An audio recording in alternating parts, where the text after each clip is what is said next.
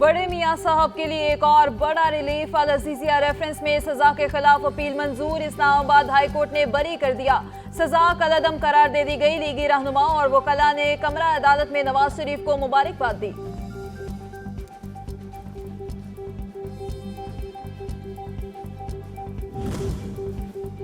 24 दिसंबर 2018 को इस्लामाबाद की एहतसाब अदालत ने नवाज शरीफ को अल अजीजिया स्टील मिल्स रेफरेंस में 7 साल कैद और जुर्माने की सजा सुनाई थी। 26 अक्टूबर 2023 को इस्लामाबाद हाई कोर्ट ने कायद नून लीग की दरखास्त पर एवनफील्ड और अल अजीजिया रेफरेंस में सजा के खिलाफ अपीलें बहाल की थी।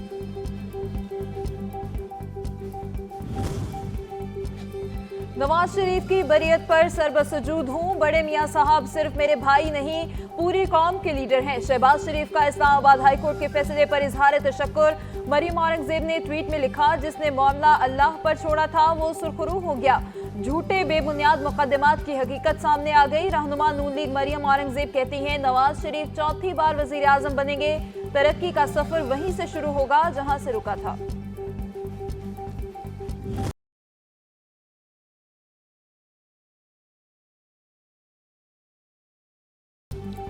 साइफर केस की अडयाला जेल में समाअत। बानी पीटीआई और शाह महमूद पर फर्द जुर्म आयद न हो सकी। समाअत कल दोबारा होगी। मुलजिमान के वकला ने अदालत में 6 दरख्वास्तें जमा करवाई। कमरा अदालत में शीशे की दीवार बनाकर मीडिया की मुलजिमान तक रसाई रोक दी गई।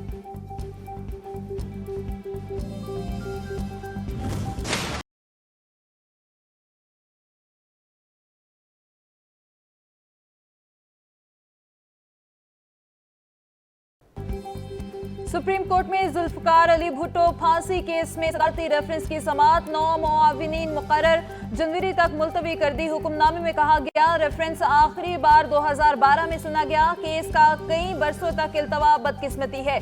जनवरी से सदारती रेफरेंस की समाअत रोजाना की बुनियाद पर होगी। जनवरी में समाअत शुरू होने पर कोई इल्तवा नहीं दिया जाएगा।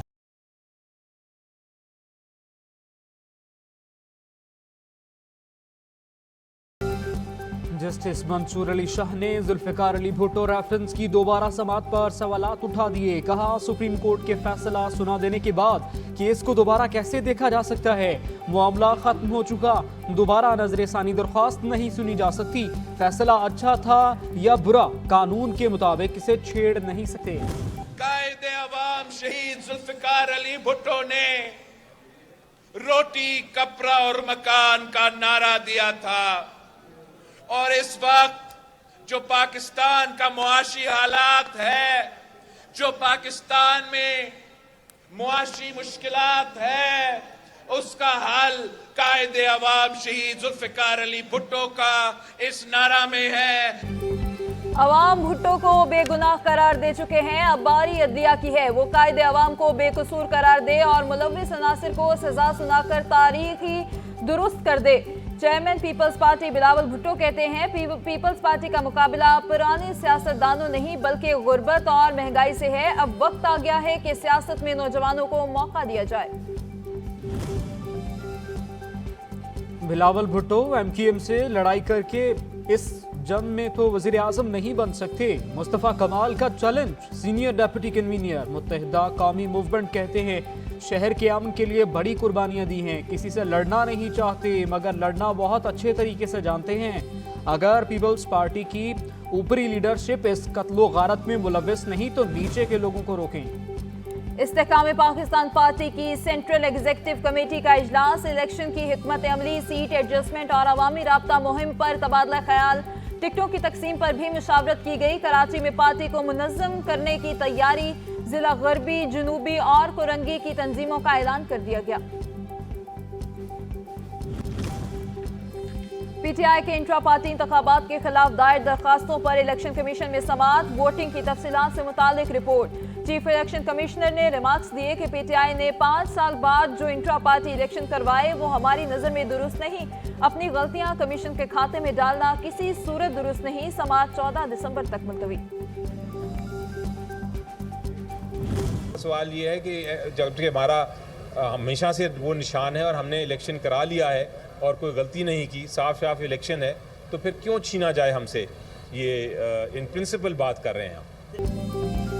14 रोज में इंतखाबी निशान अलॉट होना है। दरख्वास्त गुजारों ने दलाल की बजाय वक्त मांग लिया। पीटीआई लीगल टीम ने मीडिया से गुफ्तगू में कहा, चेयरमैन गौहर खान कहते हैं पीटीआई के पास 70% आवाम की अक्सरियत है। बल्ले का निशान छीनने की कोशिश की गई तो ये 70% आवाम के बुनियादी हुकूक की खिलाफ वर्जी होगी।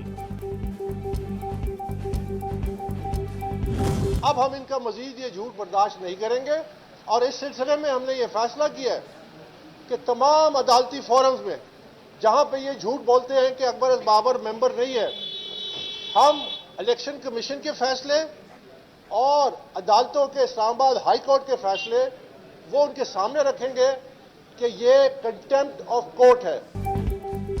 पीटीआई वाले अदालत समेत हर फोरम पर झूठ बोलते हैं, मुखालिफिन के खिलाफ प्रोपोगेंडा करते हैं। बानी रहनुमा अकबर एस बाबर की मीडिया से गुफ्तगू, कहा पीटीआई के वकला के खिलाफ बार काउंसिल में दरखास्त दी जाएगी।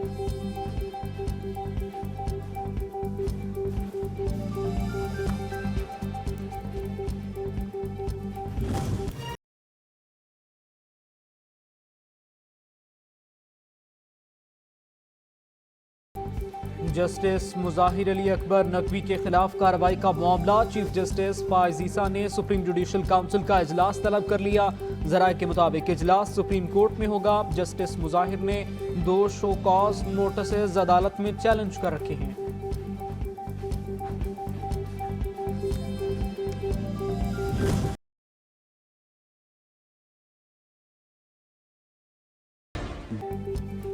शरह सूद 22% पर बरकरार। स्टेट बैंक ने मॉनेटरी पॉलिसी का ऐलान कर दिया। मरकजी बैंक की जानिब से 5 माह में तीसरी मरतबा शरह सूद बरकरार रखी गई है।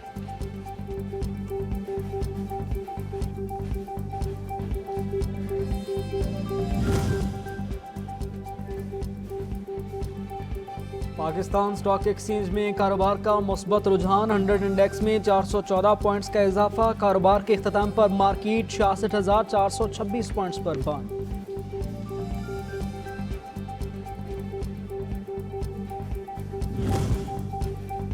रिलीफ नहीं तकलीफ की पॉलिसी। सिंध और बलूचिस्तान के सारिफिन के लिए गैस महंगी करने का मंसूबा। सुई सदरन ने फी MMBTU इजाफे से मुतालिक दरखास्त ओगरा में दायर कर दी। मंजूरी की सूरत में 1,470 रुपये 21 पैसे में दस्तियाब गैस 1,696 रुपये की हो जाएगी। बिजली सार्फिन से ओवर बिलिंग। पावर डिवीजन ने नेफ्रा की रिपोर्ट को गैर तसल्ली बख्श करार दे दिया। लाखों बिजली सार्फिन से जायद बिलिंग, खराब मीटर्स और सार्फिन के स्लेब तब्दील होने का एतराफ। नेफ्रा टीम के तरीक़ेकार को गलत और गैर मौसर करार दे दिया।